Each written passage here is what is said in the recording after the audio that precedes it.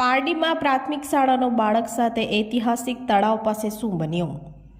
પારડીના શિવનગર વિસ્તારમાં રહેતા અને કંસારવાડ શાળામાં અભ્યાસ કરતા 11 વર્ષીય યુવરાજ લક્ષ્મણ રાજભર નામના બાળક સવારે 10 કલાકે ઘરેથી શાળામાં જવા નીકળ્યો હતો. બાદમાં મોડી સાંજે બાળક પારડી તળાવમાં ડૂબી જતા મોત નીપજવાની ઘટના બનતા પારડી પંથકમાં અરેરાટી વ્યાપી ગઈ હતી. પ્રાથમિક વિગત અનુસાર યુવરાજ આજે સવારે 10 વાગ્યાના અરસામાં પોતાના ઘરેથી શાળામાં જવા નીકળ્યો હતો. ત્યારબાદ તે કોઈ કારણસર પારડીના ઐતિહાસિક 99 એકરના તળાવના કિનારે પહોંચ્યો હતો.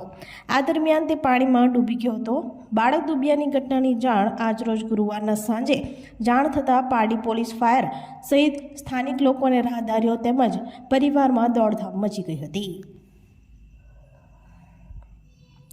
ઘટનાની ગંભીરતાને ધ્યાને રાખી પારડીની માંગેલા લાઈફ સેવર ટીમ તાત્કાલિક ઘટના સ્થળે દોડી આવી હતી. ટીમે ભારે જહેમત બાદ પાણીમાંથી બાળકના મૃતદેહને બહાર કાઢ્યો હતો.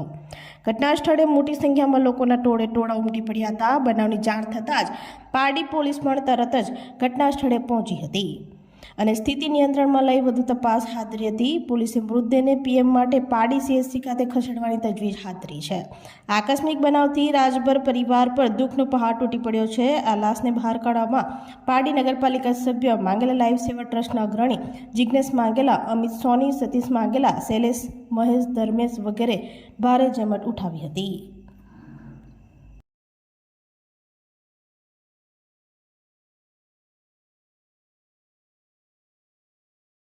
મને મોકલ્યો પણ મેં મારા ફોનમાં નહીં કર્યો.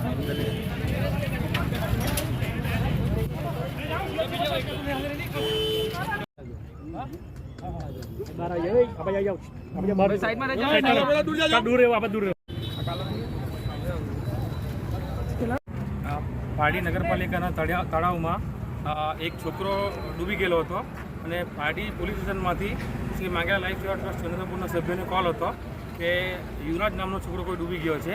પછી અહીંયા આવતા શોધખોળ કરતા એ છોકરાને આપણે બોડી બહાર કાઢી છે.